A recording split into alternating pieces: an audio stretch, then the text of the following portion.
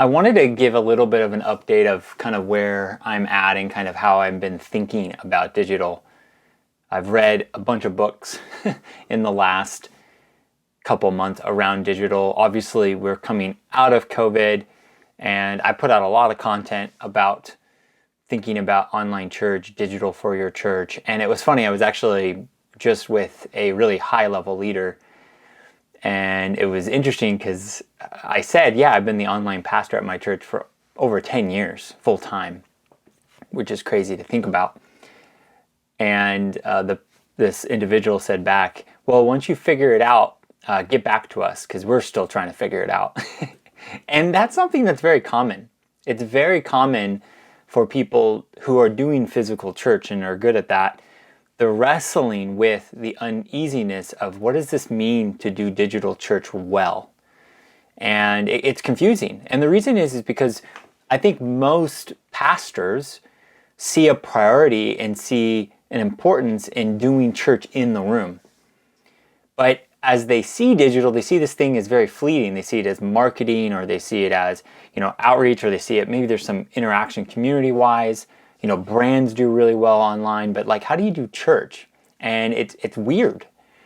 And it's a word that can mean all sorts of things. When you say digital, and you can say, online, you can say all sorts of stuff. I say digital because it's zeros and ones, and I just think it's very much, it encompasses the whole thing. It could mean streaming. It can mean social media. It can mean your website. It can mean a texting strategy. It can mean YouTube, email campaigns, discipleship courses, digital ads. It can mean online groups and digitizing your online group studies so you don't have to hand out DVDs. It can mean Zoom events, trainings, etc. These are things that are both centralized, like a central, like your main accounts at your church, and also decentralized, meaning these are things your individual staff members and volunteers and teams should have. And it could be really overwhelming. And one of the places I usually like to bring people back to is, I think of the parable of talents in Matthew 25. And I love that because the one that's judged the harshest is not the one with the most, but the least. And I say that because, I work at a big church. I work at technically a giga church. It's a huge church. I did come to faith at a smaller church, so I understand that context. But I understand you could look at me and go, well, yeah, Jay, you got limitless resources. That's not true, but I definitely have more resources than you.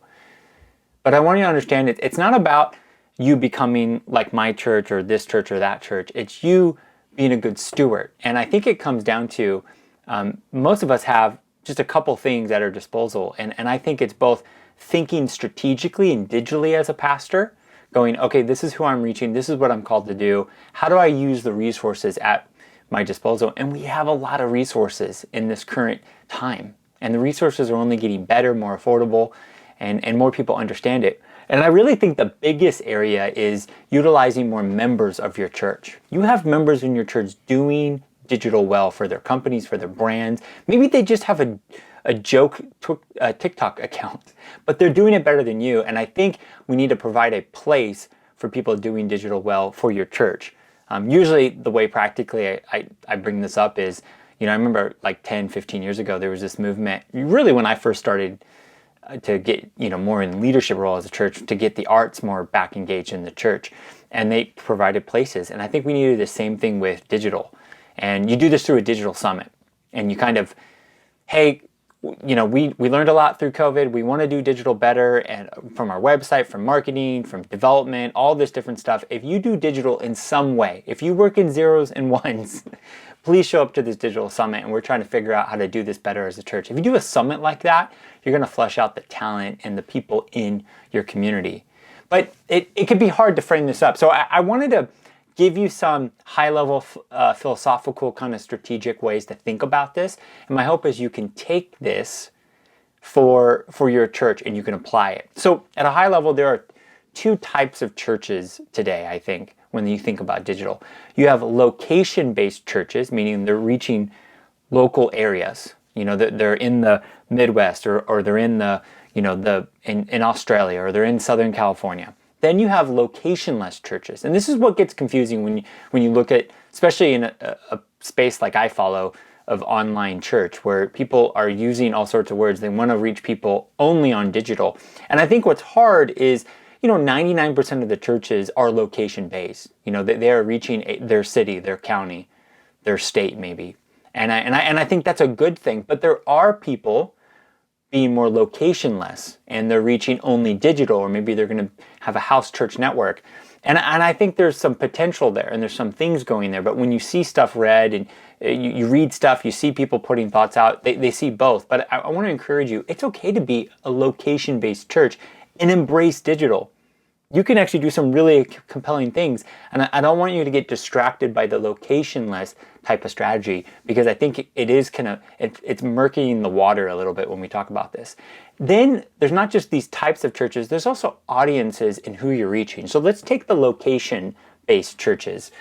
You're going to have new people in your area that experience your digital presence from maybe something you're doing on Instagram. Maybe they discover you on YouTube to check out your website, a stream. They might want to get more engaged, and they might jump on somewhere and start asking questions. There's new people first discovering your church through your digital presence. One of my first jobs at my church was I would mow and weed whack our church property on Saturday because we wanted it to look good on Sunday. And that told the community that this was a holy place. Well, a lot of our digital places now are that people are first discovering you through your website, or through an Instagram account, or through a stream that somebody shares. And we got to make sure those things represent us well. And the amount of money we invest in our physical property, or in leases, or whatever like that, I think we need to allocate more resources on our digital properties. I'm not saying you got to allocate more, but let's just give it its due. I think asking for change around this stuff is over. I think we need to take care of it well. And then you also have members. And so most pastors get really excited, at least in my experience. They get excited about new people.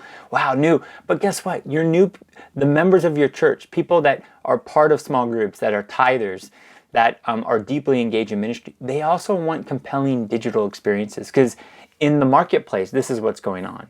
There's nothing worse than buying a product or a service and you realize you have to call somebody to fix something.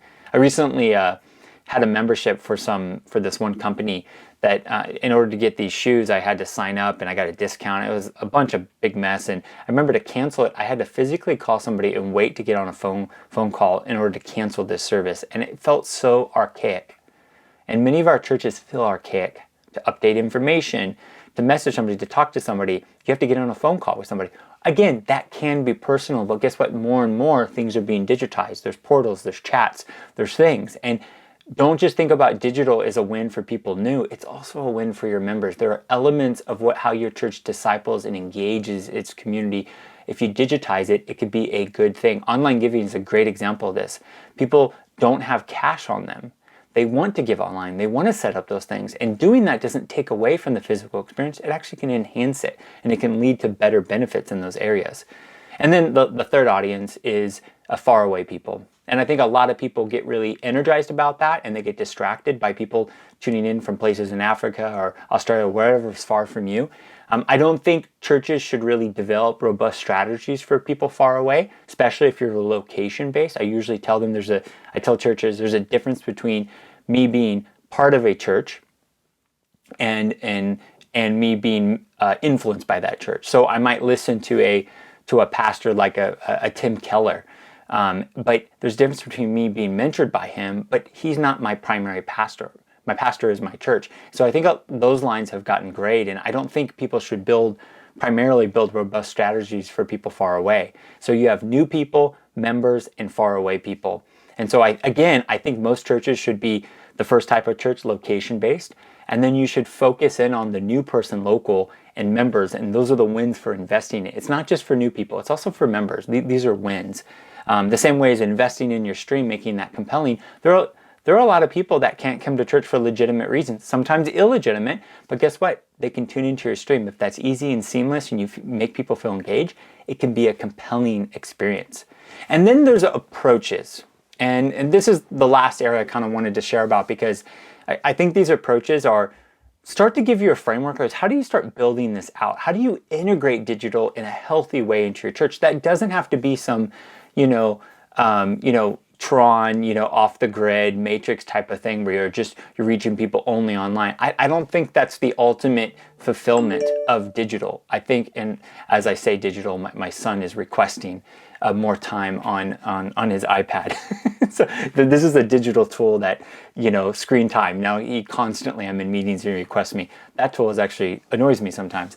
But some approaches for you to start thinking about these. These are some frameworks I want you to process.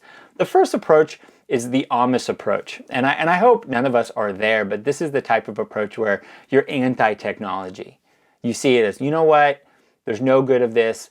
It's actually bad for you, and it's hindering our connection with the Lord. And obviously the Amish are very famous for this, to kind of be disengaged from culture. They want to separate themselves. They're kind of like the modern day desert fathers, that they're trying to become holy, and a lot of this stuff gets in the way. And I think for a long time many churches thought this way about technology, primarily about streaming. They saw the negatives, maybe not the positives. But you still might be in that. And I want to encourage you to lean in to technology a little bit more. I think technology is a neutral thing. I don't think it's a positive or a negative. I think of, and many people have written about this, but early on in the Bible, you have two extreme examples. You have one of the greatest inventions of its time through technology is the ark, and it's one of the main vehicles that God uses to save humanity. And then a couple chapters later, you have one of the best, modern innovations, the Tower of Babel, is a negative. And it's about whoever is wielding that power. It could be good or bad. Fire, cook you a warm meal, burn your house down. I see technology as neutral. It can have unintended consequences you have to think about, and I think you do have to introduce friction into your strategy, especially if you're a location-based church. But don't be afraid of technology.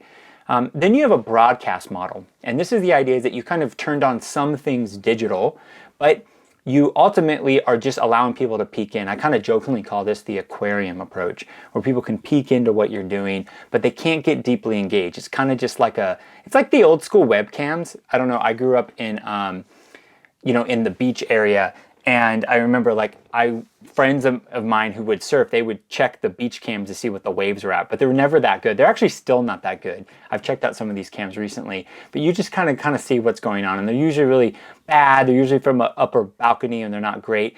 But understand that I think you should do a lot more than broadcast.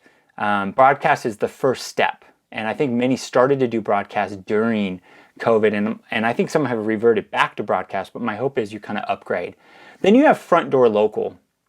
Front door local is you've started to embrace digital, but you're very localized. You're doing some things. You might host services online. You might talk to those online.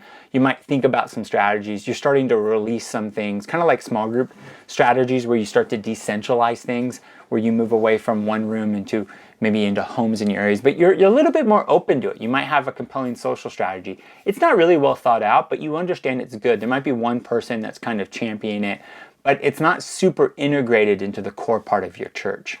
And so front door local, many are here. I don't think they understand where they're at, and they don't know where they're going. And I think this church I was talking to, and many churches have this same tone where they see it's important, but they're confused of the approach. But this last approach kind of have two stages, and phase 1, phase 2 stages, and I call it the alpha to omega digital integration. And obviously, I'm referencing the Revelation verse about Jesus being the beginning and the end. But I say alpha to omega is that I think that the healthiest way to think about digital integration at your church is to think about how you bring people into your church and how do you send them out, and whatever paradigm it is. It could be simple church, it could be purpose-driven, it could be whatever it is. Acts.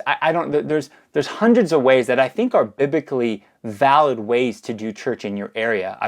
I've helped and talked to enough pastors around the world to know church looks different than it does in the U.S.